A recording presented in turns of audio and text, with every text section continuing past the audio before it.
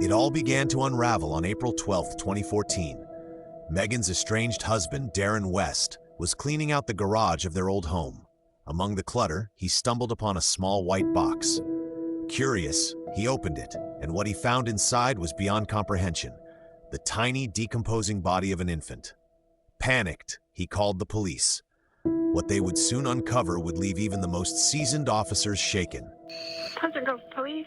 Oh, yes, ma'am. Can I have an officer come to this address? And your name? My name's Darren West.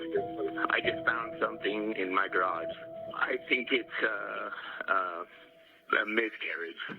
Can you be more specific? What do you mean by a miscarriage you found? I have no idea. Just please send an officer up here. It sounds like you may need medical. It's been wrapped up in a plastic magnet. Okay, what is it? It's a little baby. After the chilling 911 call. Upon arrival, they met Darren West, who was visibly shaken after speaking with his wife, Megan Huntsman, about the grim discoveries in his garage. Who lives here? That's three. 1, 2, 3. It's a double house. The basement and the upstairs are two different. My two daughters live here. See, we've been cleaning the garage. Let's start off with, is it your wife or your girlfriend? I'm still married to her, but... Okay, so legally, according to law, it's still your wife. Yes, sir. Okay, why don't you tell me what her name is? Megan Huntsman. What happened is when I went to prison, she stuck around for 2 or 3 years and she took off. But she is with a boyfriend now Where is she? in West Valley somewhere.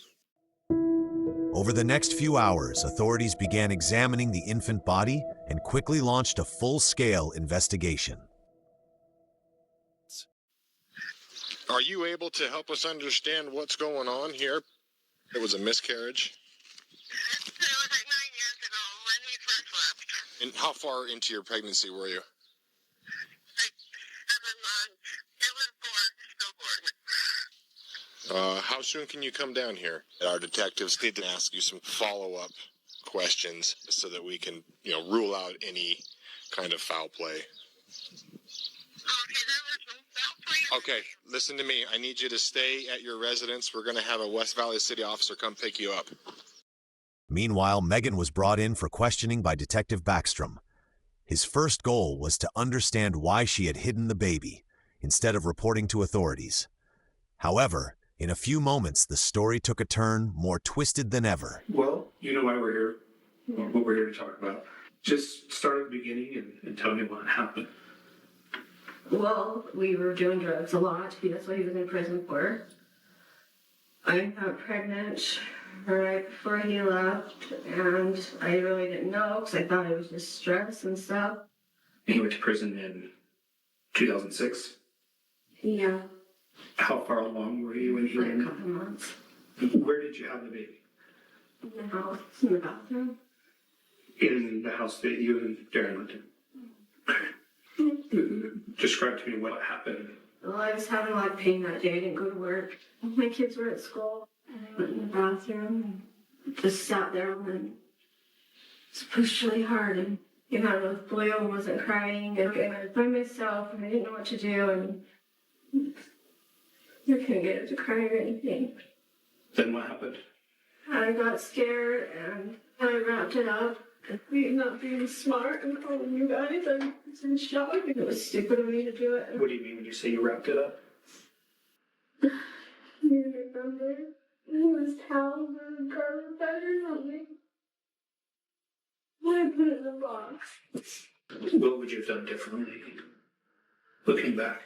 Called the cops and told them that I had a baby and that I couldn't get to breathe and have the paramedics and stuff come. Meanwhile, at the house, the officers pressed on with the search, which led them to the another suspicious box. When they opened it up, there was heavy padding and packing in more plastic wrap. As they're deeper into that box, they found another infant. The officers was immediately reported to it Detective Backstrom. We have investigators in the house right now. They found a second baby. Will you please tell me about that? There's more. Hey, I'm sorry. I have hit every one of them, and he had to have known I was pregnant through most of them. There's others? How many? I'm not even sure. I was on so many drugs and stuff during it all, I can't even remember. When? All through the years. If it's easier for you to remember, if we want to start after you had your first child, when you had the first miscarriage. One, right after I moved in, I can't even remember. I remember when I had in the town. They were all stillborn. Every one of them. Were they full term? No, without me. Okay, so how many do you think will we find in the garage? Or Did you put all 4 in the garage? yeah, Did you keep them in the same place in the garage? What did you? Right it's there. covered. Okay, and so all 4 boxes are in the same place? Okay, well, I just want to be able to relay to the detectives what they're going to find. And so all 4 Yes. are in the Yes. cabinet in the garage. Yes. Why didn't you call for help? I'm afraid of people know I'm pregnant. I mean, this is Utah. It's not common for people to have a lot of kids. Oh, because I was young, because I was so young. Several years later, though, when this happened, I mean, you're not so young. I know. But like I said, the drugs, they mess with you. Bad. So you're telling me that because you were on drugs, you weren't making good decisions? Yeah, exactly. Does it feel better to tell the truth? Yeah. All right. Okay, just a minute. The baby after it was born. What we need is the truth. I did one of them. Which one? Can't remember. No, I was just so scared. I was so on drugs so bad. I yeah. How did you choke it? Yeah. Do you think all 4 of these babies were alive when they were born? I'm pretty sure one of them wasn't. And did you choke the others? Yes, I did. And you put them in a towel, put them in garbage bags, and then put them in a box and put it in the garage? Yes. So one was dead when it was born, and the other 3 you choked. And why did you choke them? I don't know. Scared. I was in shock. Have you ever told anyone this? No, I've never told a soul. So when we run DNA tests, will they all be Darren's? Yes, they will. Is there anything else we need to know about? No. All right. That there is a 5th baby found at the home. Now it's becoming almost exhausting. How many could there be? And what is going on? Right, Megan, I'm really happy with how far you've come, but I'm concerned that you haven't told me everything. How many do you think there possibly could be? Honestly, I don't know how many. 4 I can think of, but I don't. Okay, they are up to 5.